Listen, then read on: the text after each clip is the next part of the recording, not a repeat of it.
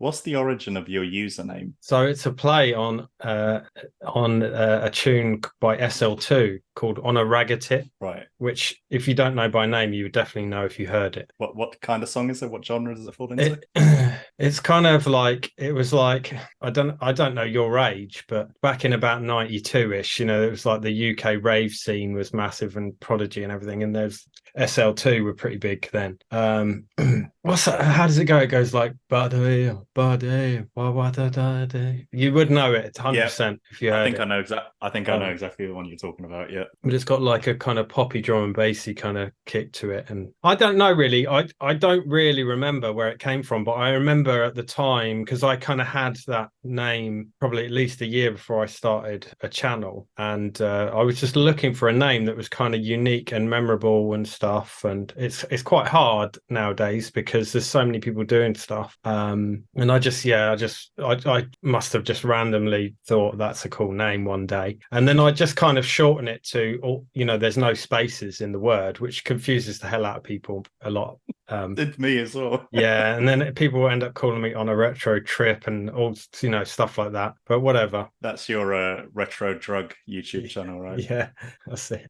Yeah. So what made you even want to do YouTube? Because you've been in the game a fair amount of time, haven't you? Yeah, I always kind of think of myself as not that, like, as not one of the old school people because when I came on, there was people in the community who I'm good friends with now who have just been around for ages. But then sometimes people say, I have been doing it for, I want to say 8 years. I think 2014 is when you're Yeah, like, I I think think that's what it was, I isn't it? think I started the channel 2014. I think my first proper video was like maybe like the start of 2015. So I mean, it's like, yeah, 8.5 years at least. That's nuts. Where's that time gone? But I mean, I started just because I kind of got into the hobby, as you do, and collecting and this, that, and the other, and ended up with a pretty huge collection for me, a lot bigger than I have now. So you tend to, in the early days, go mental and buy everything in sight.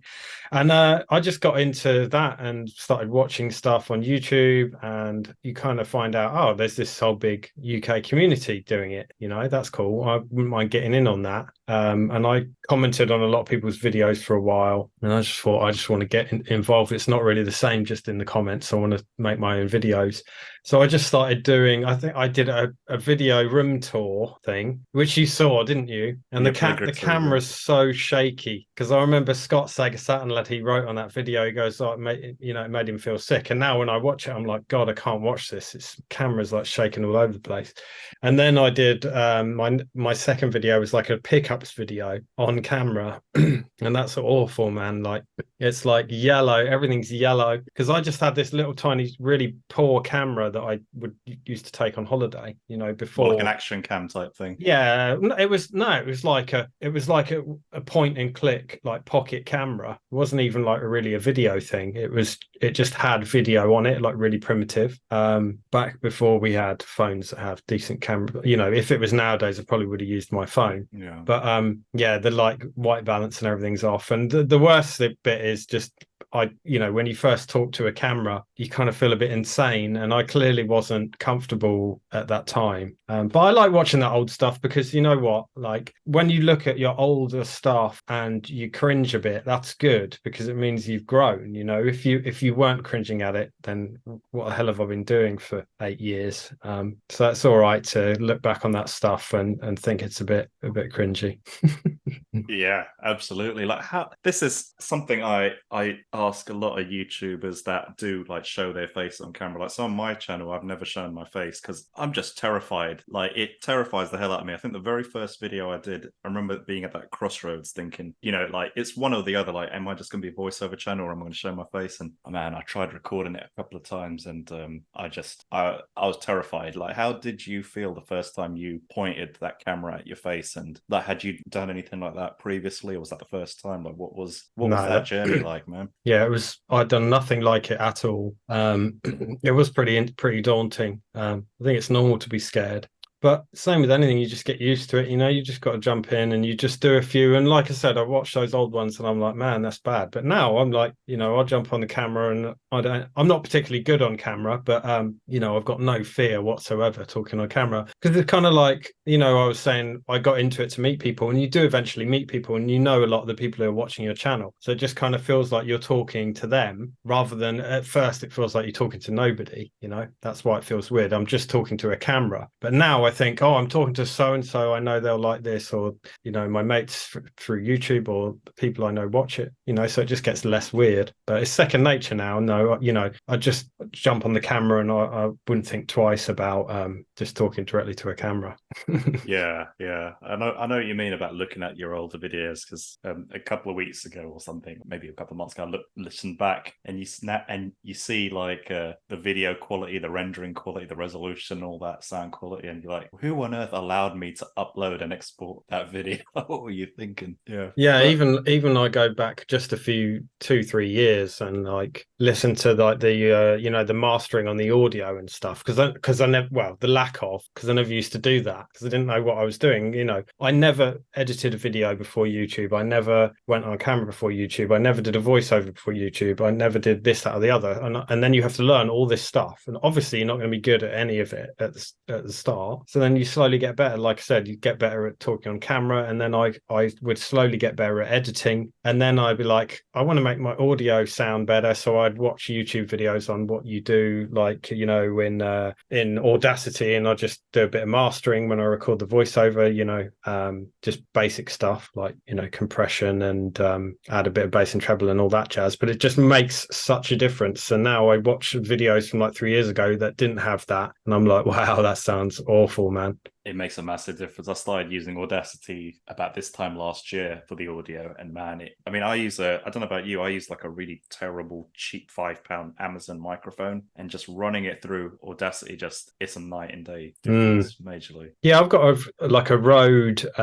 USB thing, which sounded, pretty good, because I wasn't doing all that stuff back then when I got it, because I've had it for donkey's years now. But I think getting a better mic's not the answer. It's actually, like you say, it's actually doing something with the audio once you've recorded it. It makes such a difference. Yeah. I struggle to believe that you'd never edited a video prior to your YouTube channel, because I've watched a number of your videos, and sometimes with YouTubers, especially when you make videos yourself and you watch another person's video, sometimes you can just tell when someone has the eye for it. And man, I'm not saying this to like kiss your ass or something, but genuinely, I mean, it's like I'm in awe of some of your production quality on some of your videos, your editing, even just the way things are framed and laid out on the screen. Just, you can tell that everything's very measured and detailed, just in the visuals and the way you kind of edit to your voice and stuff. And I don't know if you're even aware that you do this, but it's really damn good, like really mega professional. That's really kind. I think it's just that I want to just do the best I can do doing it. And I think, a lot of circles, they look at it like effort equals something nefarious. Like if you're putting effort in, you must have grand delusions of making millions and this, that, and the other. But it's just the case that if I'm going to do something, I want to do it to the best of my ability. And as you get better and better and better, and, however many videos I've done now, 350 or something over the 8.5 years. But, every time you do one, you get slightly better. And I don't have any training on this software. I just use this software, Power Director. So it's not like I don't use use Premiere or... No, I don't know how to do any of that stuff, man. I use like the most basic thing, Power Director. It's like proper basic. I don't know how to do After Effects, nothing. So everything I do, like when you're saying, if I'm framing stuff or I'm moving stuff around, I just kind of find a way to do it, rather than like, oh, I know how to do it. So sometimes I'll do something like a really long-winded way for years, and then I'll find out there's like a shortcut on the software, and I'm like, oh man, that would have saved me like hours. But I'm just literally blagging it. I don't have any idea what I'm doing. It's just like learning a little bit each time. But the only thing I knew how to do was Photoshop. And again, no formal training, but I learned Photoshop basically so I could just rip on my mates, like make memes of my mates and stuff like that. So when I started YouTube, I actually was reasonably proficient in Photoshop. So a lot of the the stuff that's on the screen, when I edit, it's probably like, quite a few hours in Photoshop to get everything ready and like, put things together and make images and stuff. And you kind of visualize it in your head and then you get to edit it. Editing's the best bit, like, like the whole process, like you do the research and you do the script and then you do the voiceover and then you master the audio and the blah, blah, blah. And then I do all the Photoshop. And after that, which could be a very long time, then you get to edit. And that's like the fun bit, that's my favorite bit. I get to put it all together and have it all, move. Like you said, like I do try to, have relevant things happening to what I'm saying on the screen.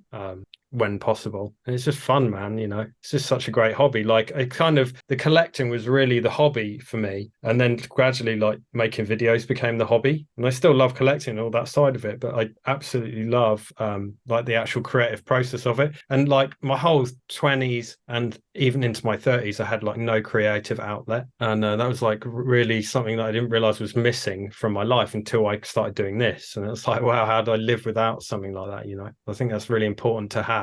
Mate, you've really blown my mind, especially when you I still can't get over the power director thing. I can't get over it. It's insane. There's a guest I had on the podcast maybe about 5 or 6 episodes ago called Saber Duel Gaming, and he'd mentioned his process on how he edits and puts his videos together. I mean, he's a fairly new channel, still young, still figuring it out and stuff, but he has like transitions, picture in picture, mixes images together and everything, and he has loads of video game capture. Some of his videos will have, I don't know, 10, 20 different games and the same thing. And he told me he does everything on his iPhone, from the capture to the editing, everything. And he doesn't have a laptop or anything, everything on his iPhone. And that was the last time I had a visceral reaction to someone's editing. So now I'm hearing you tell me you use Power Director. And all this time I'm thinking, oh, this guy, he's obviously got Premiere. What else is he going to be using? Because this is clearly Premiere. So because prior to doing the YouTube channel, maybe when I was in my 20s or something, I quite enjoyed making little short movies and stuff. So that kind of stuff, I'm a bit more, I mean, I was not good or great, nothing like that, but I just enjoyed it. And so sometimes when you see another YouTuber and you can tell the intentionality and just the way they're constructing it, you could see it from your videos a mile off. But when you told me that you're basically making it out of scraps, you've blown my mind. Yeah. I mean, I think years ago when I first started, I mean, my first videos I probably made on like Windows Movie Maker. Do you remember that? Yeah. Yes, for real. Yeah. And then and I was like, I should get some software so I can do stuff like picture in picture. Like I'd want to show a game on the thing, and I think Windows Movie Maker was like even as so primitive it wouldn't allow that. So I bought Power Director on CD or something for like 40 quid, and then it went all digital because obviously everything like Adobe's digital and everything. Like Photoshop now, I just pay a monthly subscription, which is annoying.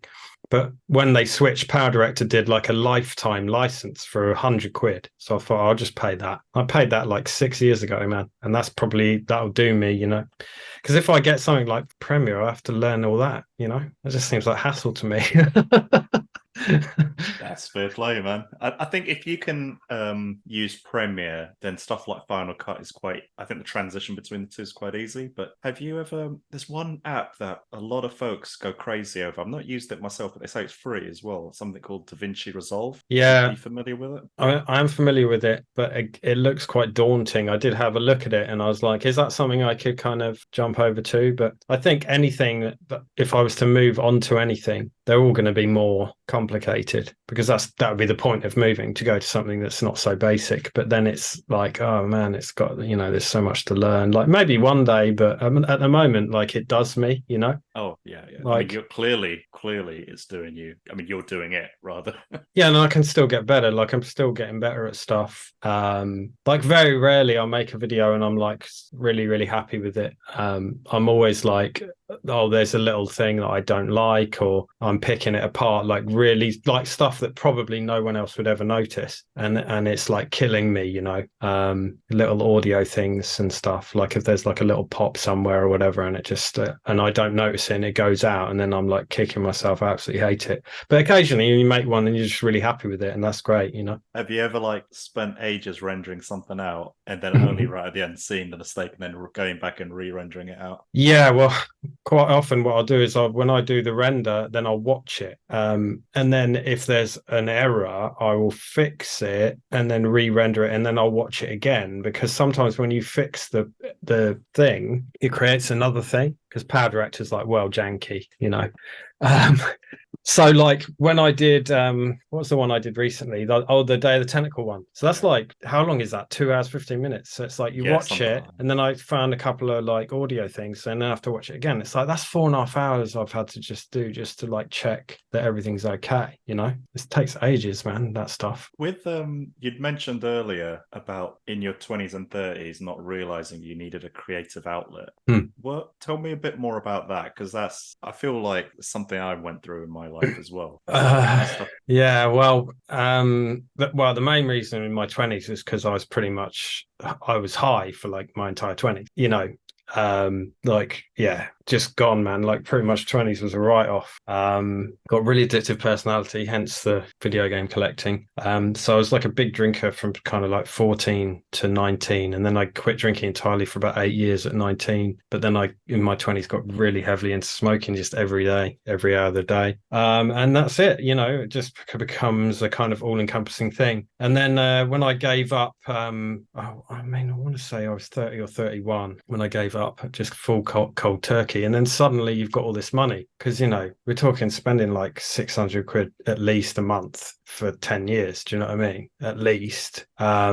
And then you got all this money, and you're like, hey, you know, I got into buying video games and stuff. It's something where I could channel that kind of energy. And then, yeah, that's just basically how it happened. And it kind of happened accidentally, the YouTube making videos thing. And then I realized I loved that. And that was that creative thing. Like I said, I didn't really realize I was really missing that until I got it. And you know what? It's just a great way, because I do find making videos super addictive, and I get into the editing and I get obsessed. So like I've got a super obsessive personality. But hey, if I'm obsessing over something that doesn't cost me any money, happy days, you know? Like I'm not smoking or drinking you know, a load of money away. Worst case scenario, I'll buy some video games, and when I want to get rid of them, they're then worth something still, or usually more. Whereas, you know, all the money I spent in my youth is gone, man. You know, you're never going to see that again.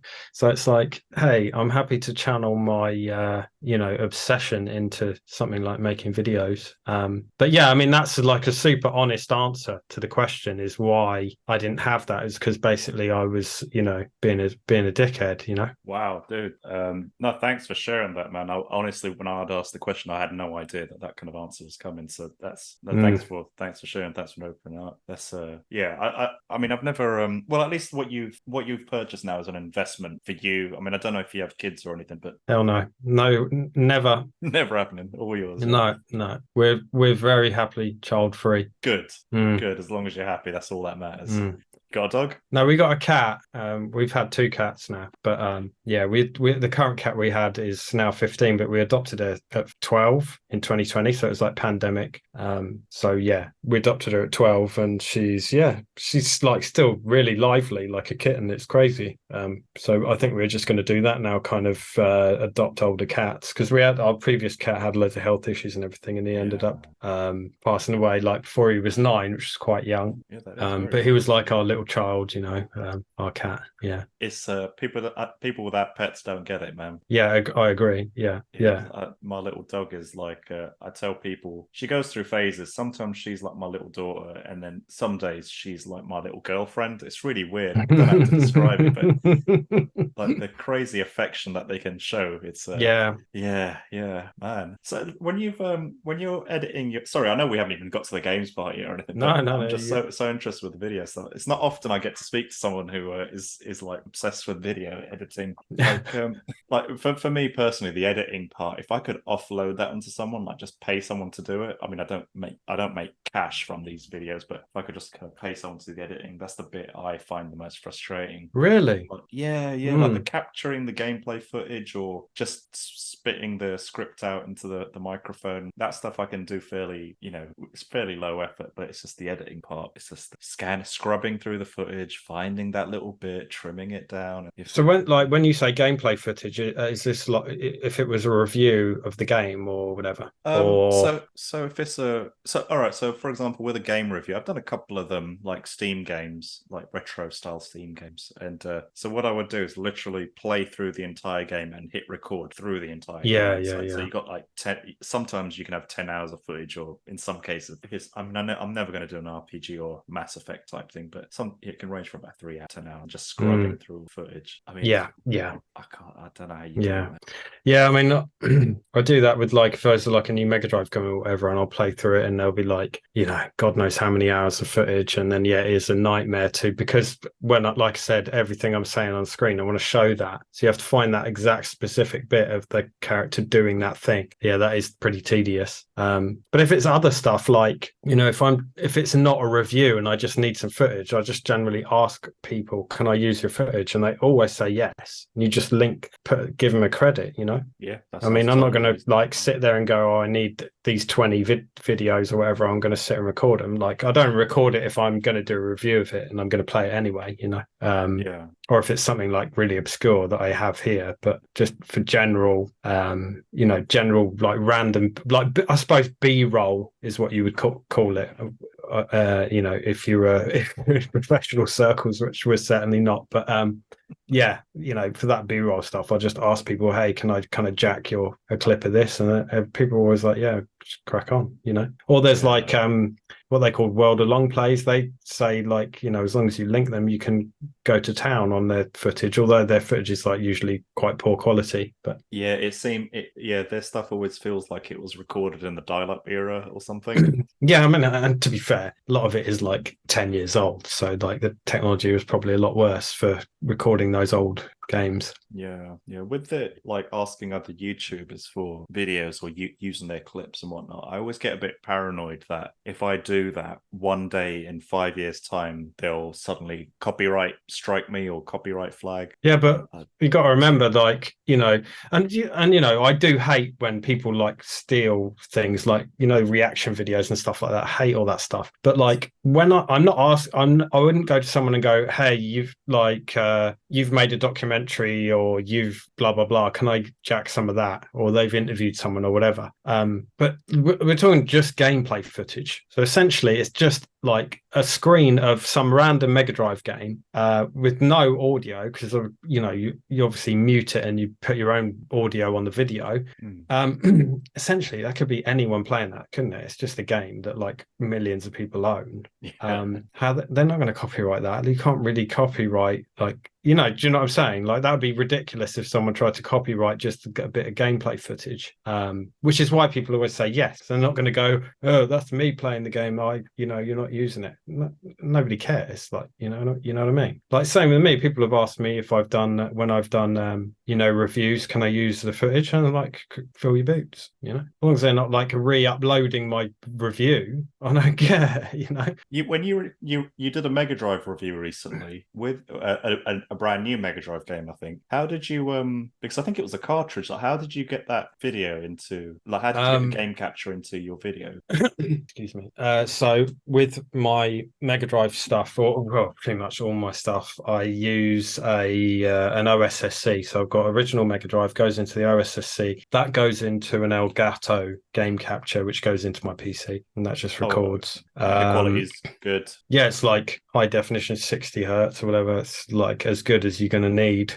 And then I've got some other thing for the N64, but I never really do N64 stuff, or SNES. I think it works on the SNES, but yeah, mainly it's the OSSC. Like anything that's SCAR, I can put through the OSSC, and it looks pretty good. Yeah, I'm tempted to pick one of those up, but I don't really know what I'd do on it. I mean, I'm just gradually, day by day, week by week, just moving over to emulation full time almost. Like my consoles are just gathering dust, and just, yeah. I mean, I'm not going to get rid of them, but it's just the convenience when it's on your laptop and you can just fire it up. What are your views on emulation? It's great. I went to a barbecue on Sunday night actually, and I was chatting to this guy from Canada, and he was saying how when he moved over, he had to get rid of all his systems and everything, and he doesn't have the space and blah blah blah. And I said, well, you can get these devices like what's that? The Miu Mini thing that I got recently. It's like those emulation handhelds, and you just put every game ever on there, like 20,000 games or whatever. It's like nuts in your pocket. Like, why wouldn't anyone love that? It's great. I'm going to take mine. I'm going to Greece on Thursday. I'm going to take it on the flight. Hell yeah. It's got every console on there. I think it's brilliant. But at the same time, the only time that OSSC ever gets switched on is if I'm recording. Otherwise, I'll just play my games on CRTs in here, because that's what I like to do. But who's got room for, a room in their house with CRTs and all that other crap? A lot of people don't. So emulation is like a no-brainer for most people, A lot of people got kids and this, that, and the other, and a number of reasons why they might want to emulate. It's just easier and it's cheaper. And you can still support the new indie games, when most of the indie developers, when they release a new Mega Drive game, whatever, they'll offer a ROM only version. You can download that. You can play that in an emulator. I some of the new ones that I've been reviewing, I download them on the little Miu Mini handheld thing, play them on there. They work great, Yeah, like websites like itch.io. Yeah. And they're really good for retro game ROMs. Well, I mean, like brand new games for old systems. Like, what's the most difficult or difficulty you've had with a video? The video. Yeah, like whether I don't know, just example, like I don't know, an issue with an interviewee or losing footage or just anything really, anything like that. Well, I don't know. Interviewees can be difficult. Like, I'm not going to name any names, but sometimes sometimes it's just you think something's arranged, and then you base an idea on that arrangement, and then you start building on that, and then that interviewer says basically, nah, I'm out, and you're like, shit, I've based pretty much what I was going to do on the premise that they're going to be interviewed, so then you have to kind of change tack and everything. It's just a nightmare. Or you ask them questions and they want to talk about something else, or like plug something different. Yeah, and obviously I have people plug their stuff.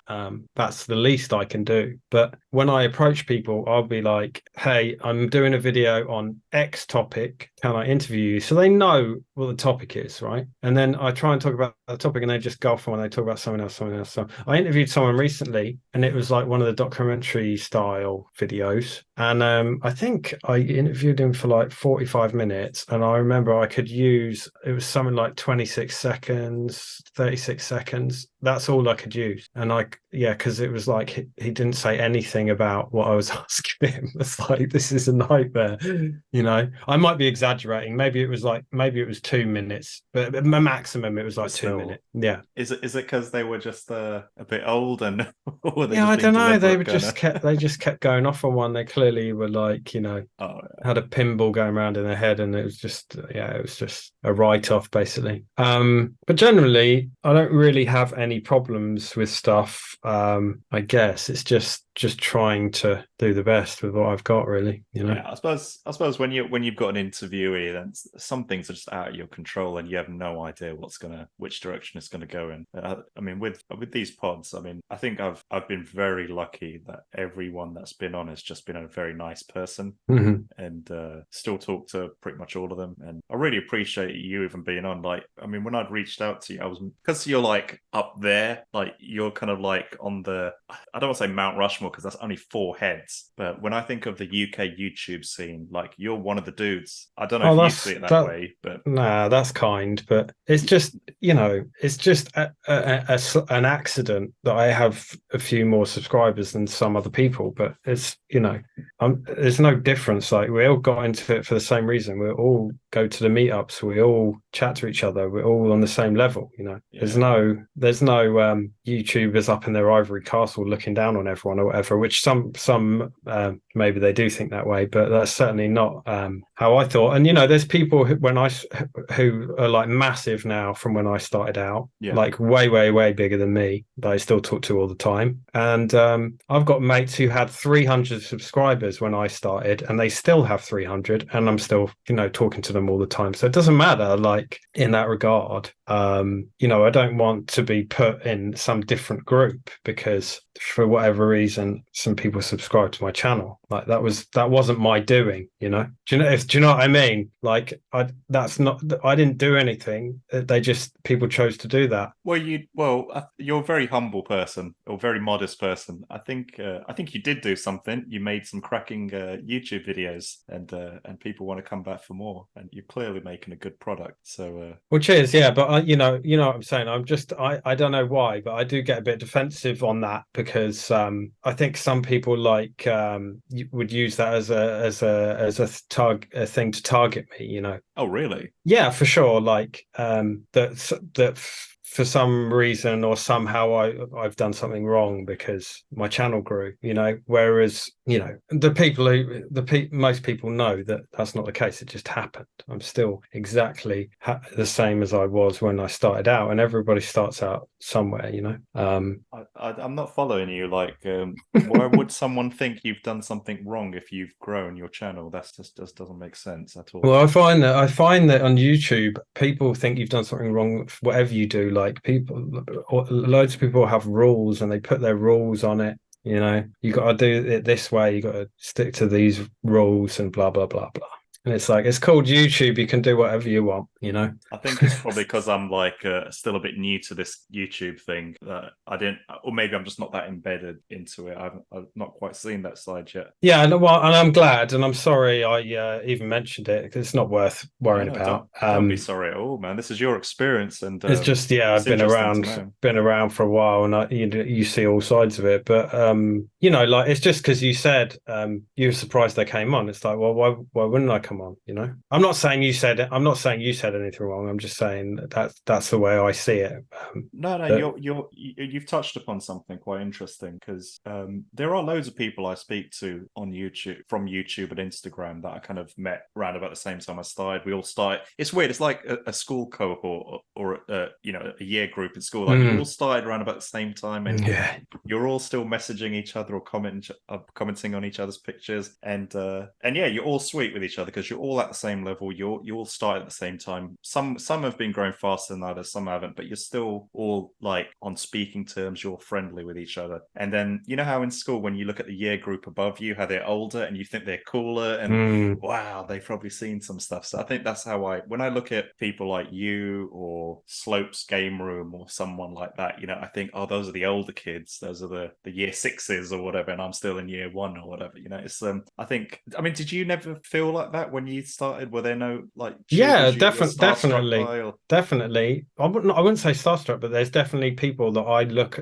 to as like they're kind of the old school. They would, like, you know, in that analogy, they would be the year above me. Like people you've had on, like Rob, Champion 2D Rob, right? He's been around for ages. So like Rob's like an old school tuber who'd been around way before me, you know. So those kind of people, there's loads. I won't go into listing names because, you know, it's danger of leaving someone out, but there's loads of people from that era who'd been around like Rob, but it's not anything tied to subscribers because people have all different, it's just how long they've been around, you know. And I know what you mean, like you do kind of vibe with people you started out, like Dan Slope's Game Room, we started around the same time, and you know, you do kind of still vibe with people you started out with. And there's people who don't make videos, they haven't made videos for like 5 years, I still speak to all the time because we started out at the same time, you know. Yeah, it's kind of a weird thing that you kind of, but it's nice, you're all like finding your feet and you encourage each other, and you know, you get into the community, and the community is really great and it's really welcoming, but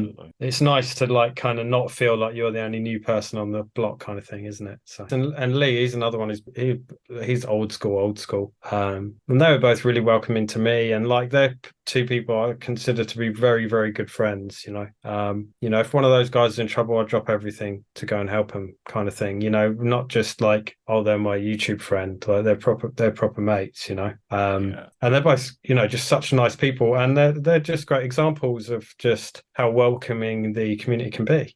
Like all those guys do a lot of things for new tubers, and they're always the first to welcome new people at events and this, that, and the other. And it's great. It's nice to see. And like communities seem to welcome me with open arms when I first started. Because I remember when I went to my first event in Blackpool, and a couple of people. Well, that's probably when I met Rob. Actually, a couple of people subscribed to me, and I hit 100 subscribers. And I remember thinking, "Wow, you made it! That's incredible." That's probably the best. Like 100. Don't think you ever top that. It's the hardest as well. Yeah. Well, I don't think anything tops 100. So everything after that was just gravy, really. I kind of was really happy with that, and yeah, everyone's just so nice, and I always kind of wanted to pass that on.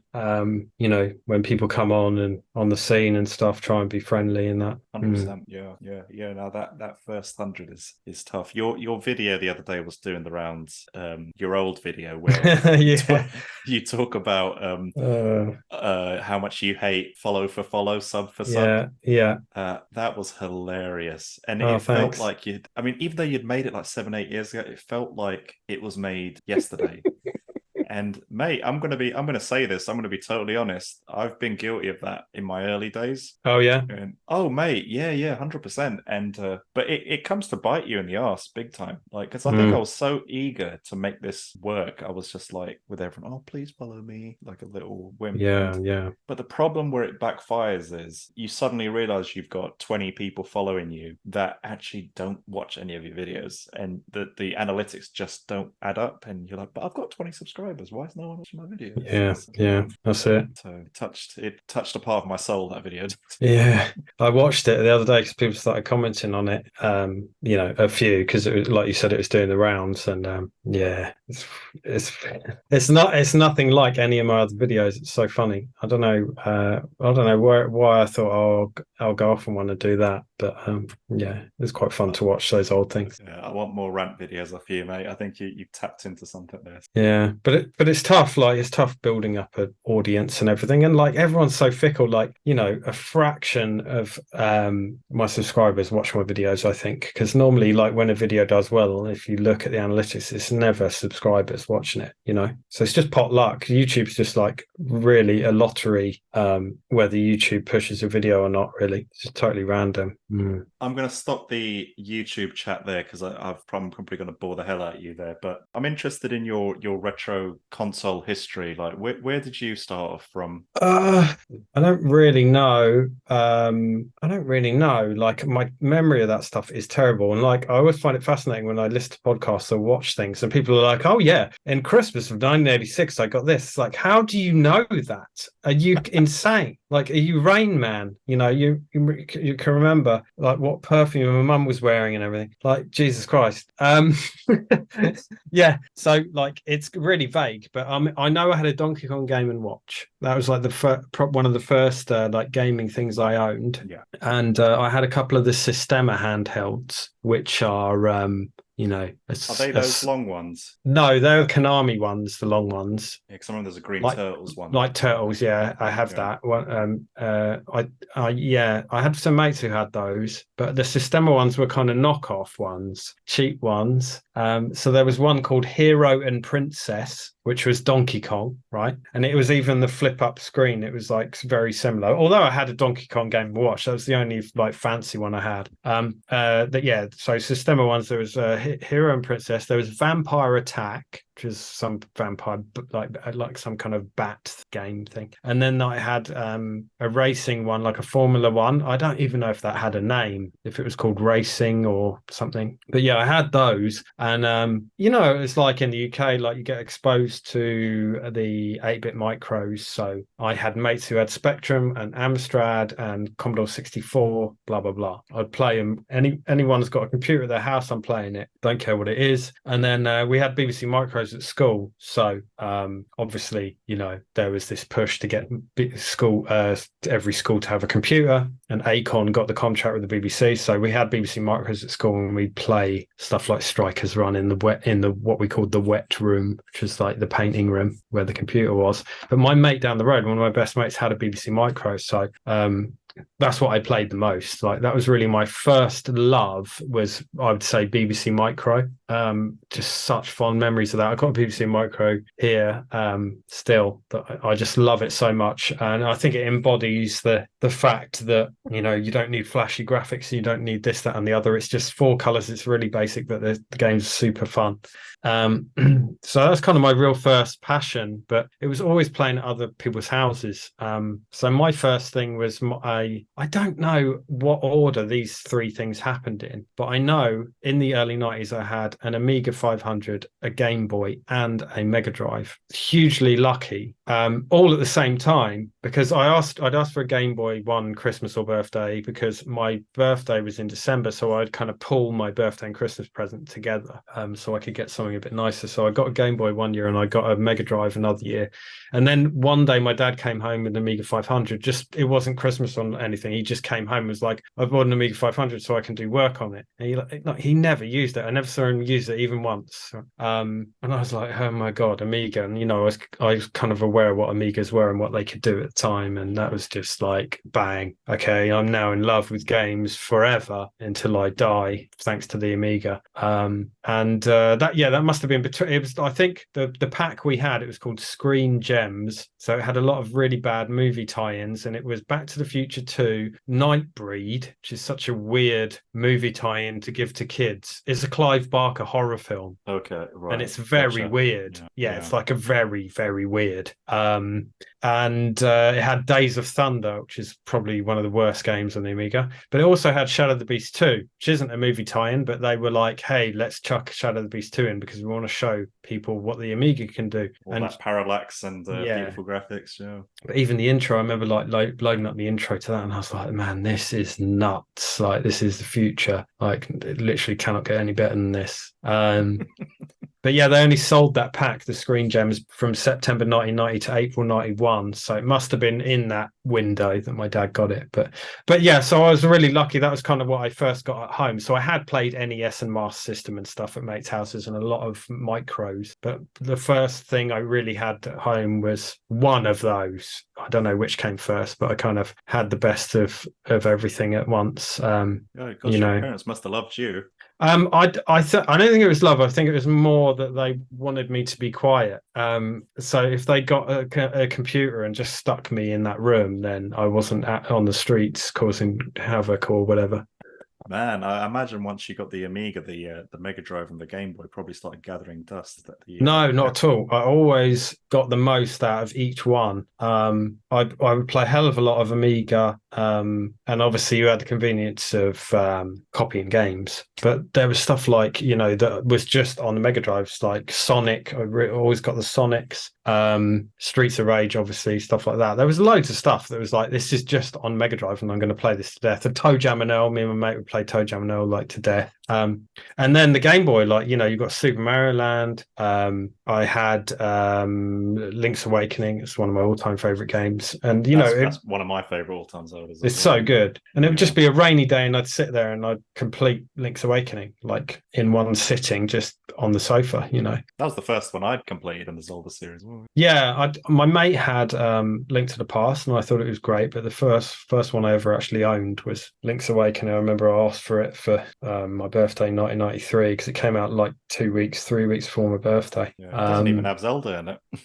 No. It's got is her name Mabel or something, because it's like a dream world, isn't it? Yeah, it's like Marin and Tarin. Marin, that's it. Sorry, yeah, Marin, not Mabel. Yeah, I thought that sounded wrong when I said it. That's her grandmother, maybe. Yeah, that's it. But yeah, I mean, even back then, I kind of really appreciated the strengths of everything. So it wasn't like I got my Amiga and then I'm like, oh, well, the Mega Drive's redundant now. I'm like, well, no, they both got their thing, you know.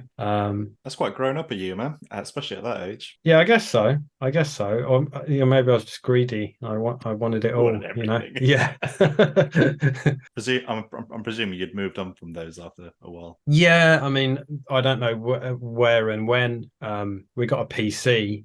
because I was hugely into stuff like Doom and the Doom clones, like All the ID stuff, or id, is it ID uh or id? I forget. id, yeah. Yeah. Yeah, and like a lot of the other, like the Ravensoft stuff, like Heretic and Hexen, and then stuff like Rise of the Triad, loved that, stuff like that. And I was huge into the LucasArts stuff, so like Day of the Tentacle, which is obviously I loved Monkey Islands, but played them on Amiga. And then Day of the Tentacle was PC only, so I absolutely loved that. Sam and Max, and then the X-Wing series, that was like, I remember that was like life-changing to me as a kid. And Dark Forces, so X-Wing was 93, TIE Fighter 94, and then there was Dark Forces, which is the Doom clone, 95. And Dark Forces was the first Doom clone that let you actually look up and down rather than just, straight into the screen.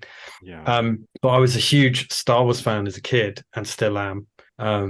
So, the chance to pilot an X-Wing or pilot a TIE fighter, or I can shoot stormtroopers in a game like Doom, but it's Star Wars. So it's like mind blowing to me as a child. So like I got massively into PC stuff, eventually.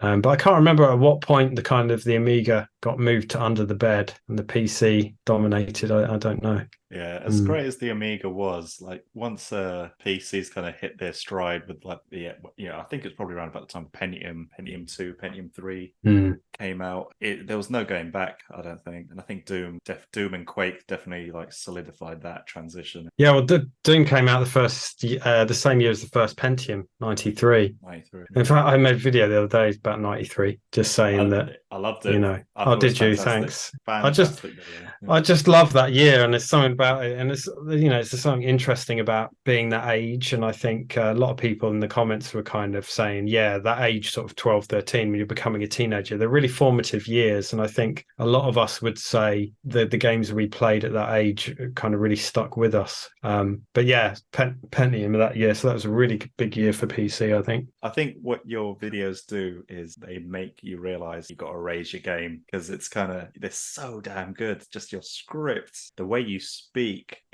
I'm not often impressed by a video, but that one I was like, wow, yeah, really good, really, really good video. Thanks, man. Hopefully you'll do more of those. I could watch them all the time. Yeah, I mean, it's good, like, to get, if you feel like you need to up your game, that's good. And there's people like, remember when I first started doing those kind of edited things, and I'd watch people like Kim Justice, and I'd be like, wow, I need to up my game with the editing. I need to get better. And then you still see stuff all the time, and you're like, oh man, that's so much better than me. I need to, that's good. Like, that's how we all get better. Yeah, absolutely. Yeah. How old are you, if you don't mind me asking? So I'm on the brink of 43 now. I'll be 43 in a couple of months. So. Oh wow. Okay. Oh, well, congratulations, mate. Commiserations. Yeah. Yeah. So I'm a little bit younger than you, but it's funny how that 93 video resonated, because when I was about that age, one of my cousins he'd left the country and moved over to America, and he obviously, his family were offloading stuff, so he handed me down all his collection of Mean Machine Sega from that era. Wow. And a magazine, I think it's called Mega Force or Mega Action or something. Oh yeah. So for years, I wasn't really into games back then, but I remember when going to his place and playing Sonic for the first time and whatnot. And but anyway, so those magazines, I had those magazines for years, and they were around about between 91 and 93. They covered that kind of time frame. So those magazines and all the games in it are so burnt into my memory that I'm perpetually, even now, still stuck in that period of time. So when I was watching your video, I think you kind of cover that tail end of that kind of what I would consider that kind of late 8-bit, early 16-bit golden age. Yeah, it was a really good time, and you still had, like you said, the 8-bit stuff. You still had, like, they're making really good NES games at that time. But then there was also Super Nintendo, Mega Drive, Game Boy was killing it, Game Gear. You've got, PC and Amiga both still really relevant. So it's that crossover point kind of between things where everything was relevant at the same time, and the new stuff hadn't replaced the old stuff quite yet. Because, yes, like the shooters and first-person shooters and stuff on PC were great that you didn't get on Amiga, but Amiga had, some killer stuff, and was doing it a lot better than PC as well still. And then, stuff they're doing on the stuff like the NES, like, just got really good in that era, because they're like, okay, this is probably the last few games we're going to make on it, and we, they really honed in and mastered how to do it. Yeah, it's a good time, man. Very good times. Yeah, 100%, man. Did you Mm. ever make the transition over into like PS1, Saturn, that kind of stuff? Yeah, so I got I mean there was never any big gap in me playing games, so I got I don't know if I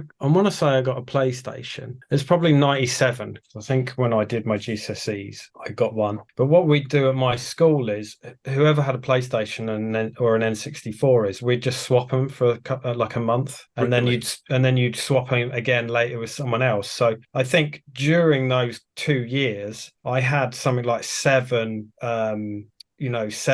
PlayStations and like 6 Nintendo 64s, because we'd just keep swapping month by month, and then you could just get the best of both, kind of thing. Well, you must have really trusted your mates. Yeah, sort of, I suppose. Yeah, I mean, it did end in tears actually, eventually, because I swapped my Amiga with, because it was just under the bed, swapped my Amiga with a guy from his Super Nintendo, which was supposed to be a kind of, semi-permanent thing, No. not Happened? a forever thing. But he ended up, for whatever happened, and his parents threw it in a fucking skip. So that was like, What, the Amiga? yeah, and that's not the crushing bit. It's like I can replace the Amiga, but it's all the discs. My handwritten discs had big boxes of discs that I grew up with. Which, yeah, I mean, even talking about it now, it makes me like absolutely devastated, because I'd love to have those. Of all the things that I've sold over the years, it was my handwritten Amiga discs that I just really wish I had. But yeah,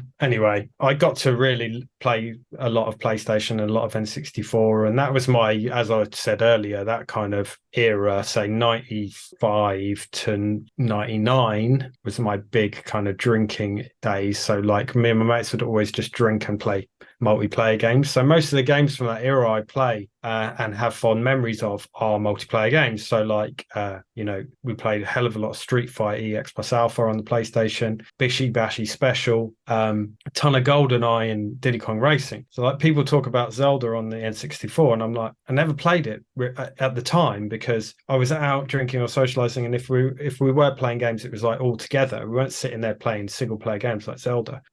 So I only played it later, and that's why I don't have as fond memories of that game, and I don't really rate it as highly as probably people do who played it at the time. Yeah, you were that perfect age of at that time. You would have been the prime age that Sony was targeting for the PS1. Yeah, exactly. And it's like that, they're saying, gaming's not, it's not that even they were just saying it, it was really happening. And you could see it was happening, that games were becoming not just for children. It's like, okay, these games are literally not for children. They've got 18 on them. They are clearly not aimed at children anyway. And yeah, like you say, it was kind of what we were we were their target audience. But I never saw a Saturn. Don't remember seeing one in a shop. Don't remember seeing one ever. I definitely didn't know anyone who had one. Saturn was just like not a thing down here. Yeah, where are you based? Bucks. So like between Watford and High Wycombe, like northwest of London. Oh, okay. Well, we're not that far from each other then. Oh, we're not. How weird. I'm in Oxfordshire, so just up the road. Oh from yeah, you. yeah.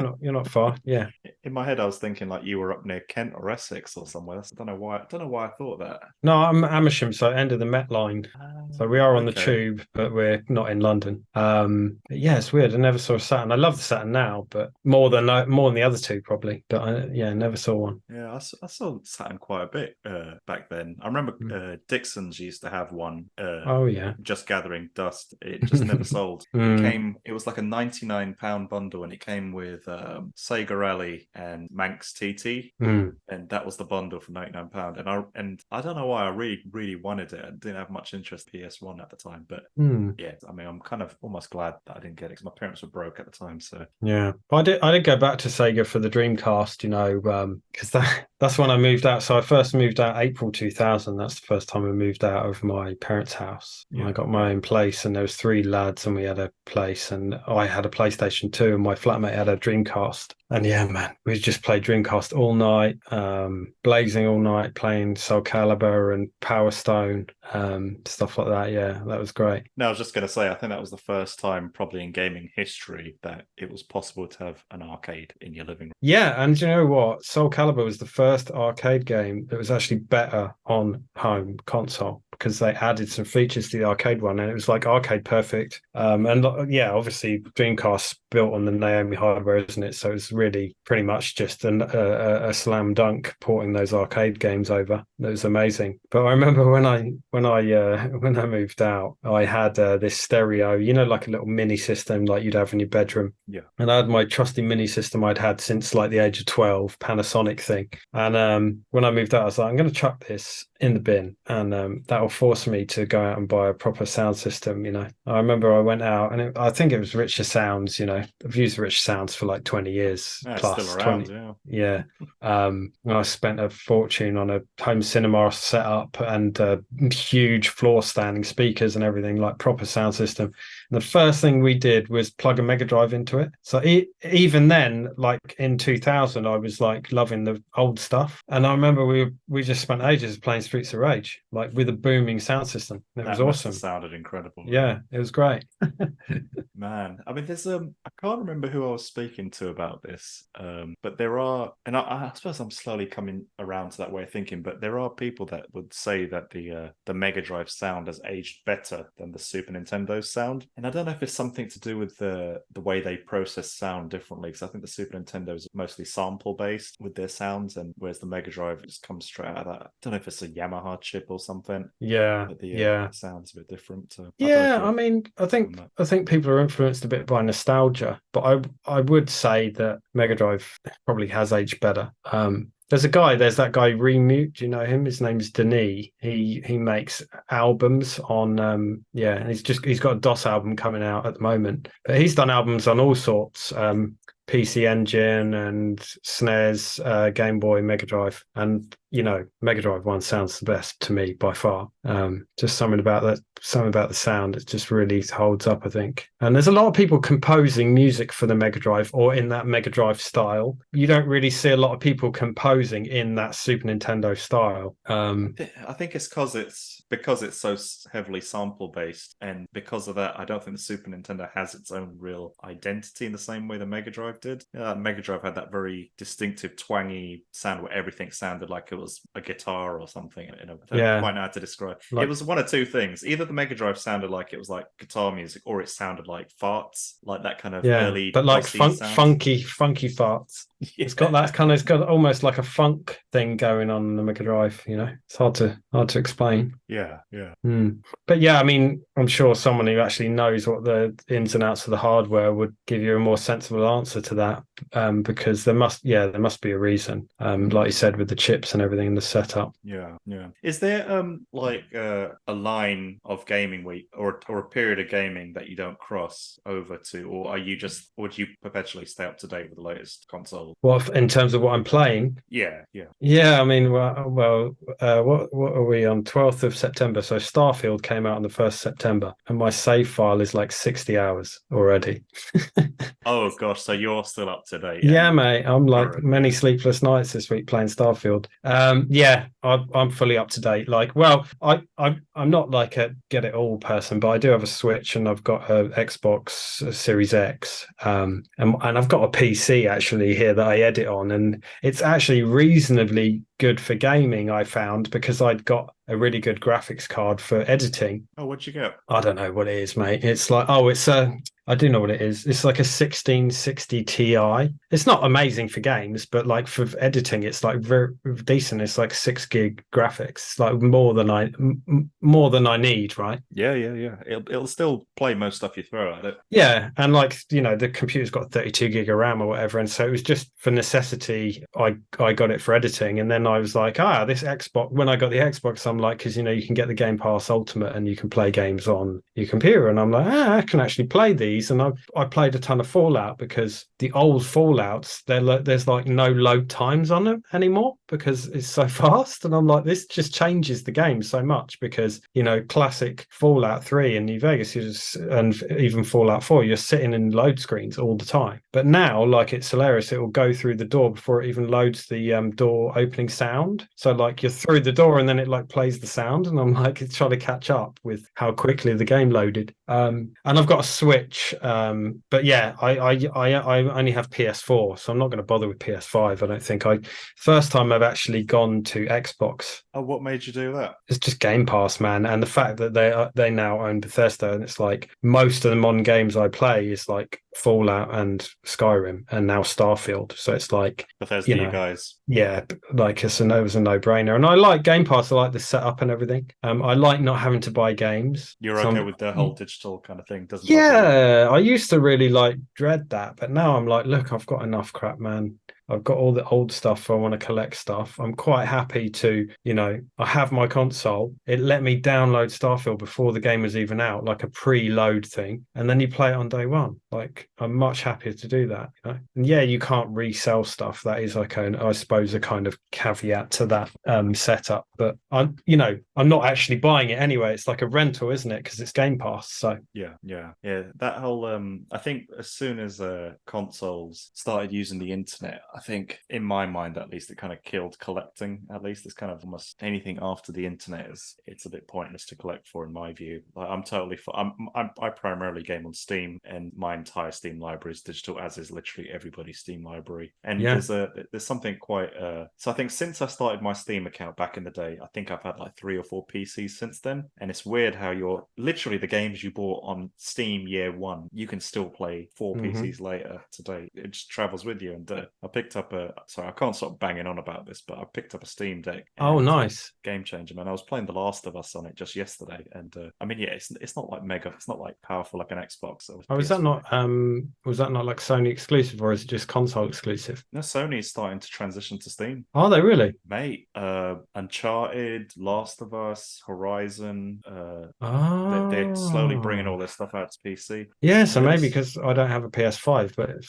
if I keep my PC up to date, I could probably play them on Steam. That's cool. Yeah. So it just makes you wonder. I mean, a lot of Xbox stuff is on Steam as well, and it just makes you wonder, like, is there even any point anymore of it? The console kind of doesn't exist. No, I think if you have a decent PC, like, it's pointless having an Xbox. But my PC's not quite good enough. Like, I can run Starfield on it, but it's really, it's not great image. But it's just the convenience of, like, I've got an Xbox downstairs and the PC's up here in my like home office kind of thing.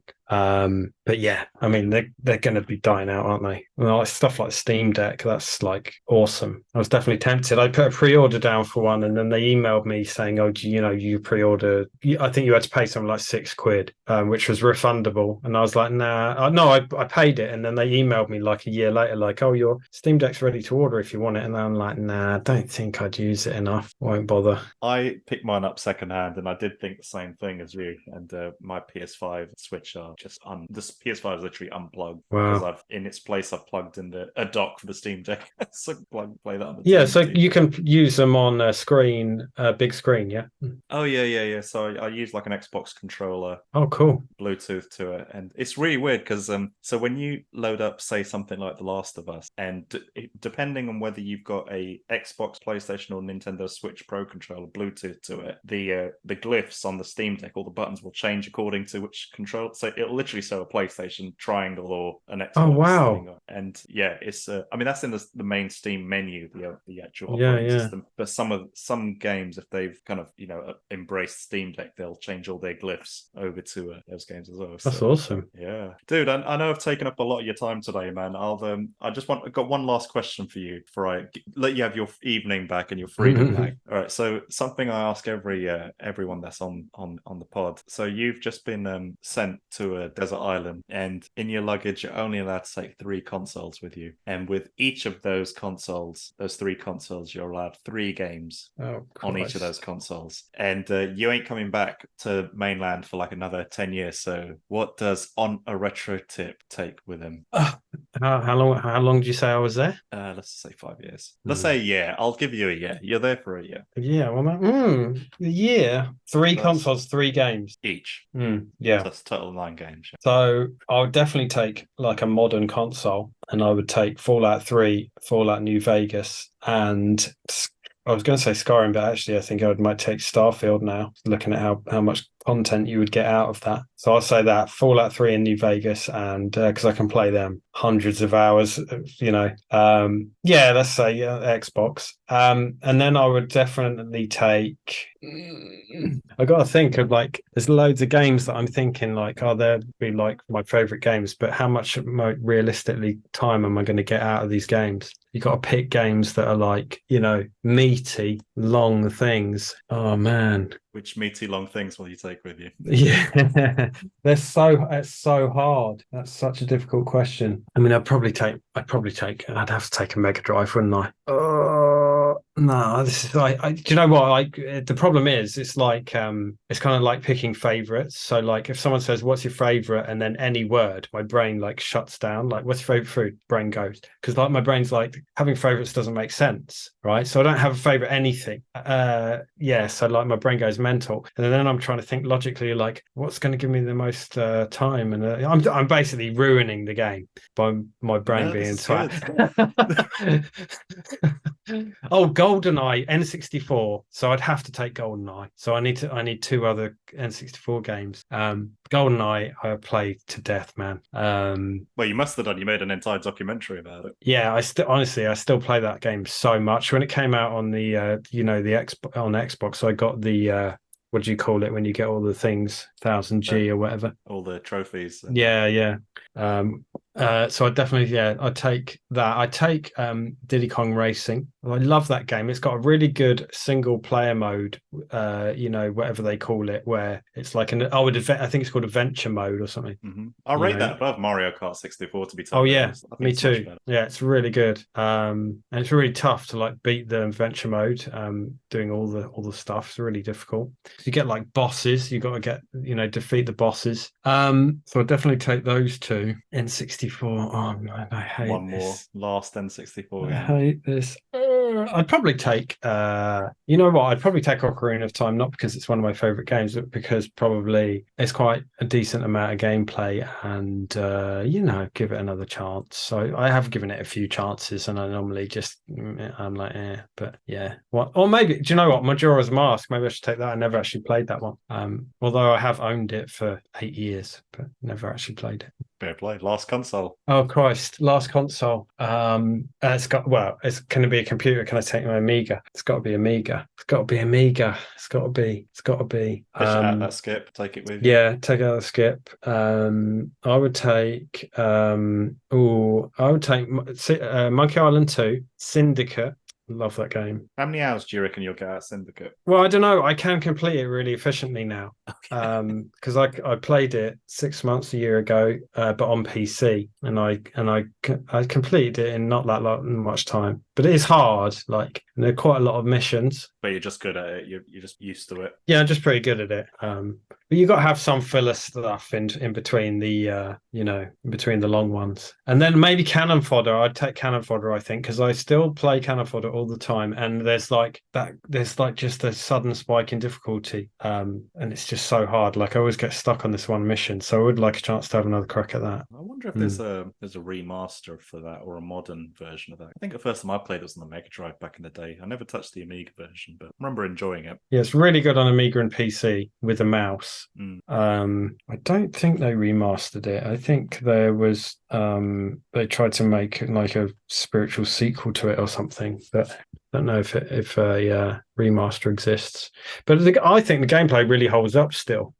So I think it is one of those ones that might do all right. That's a good list, man. You Yeah, happy? cheers. Well, no, I'm not happy. I'll probably just go downstairs in a bit, and I'll be like, oh man, I should have said this, should have said that, I forgot this. But well, whatever. I like all those games, so it's not like I pick terrible games. I think they're good picks. I'm actually glad you didn't. I mean, everyone that's been on the pod, they've answered the question very differently, like very in their own unique kind of way, and you definitely got your own unique spin on it, and it's great.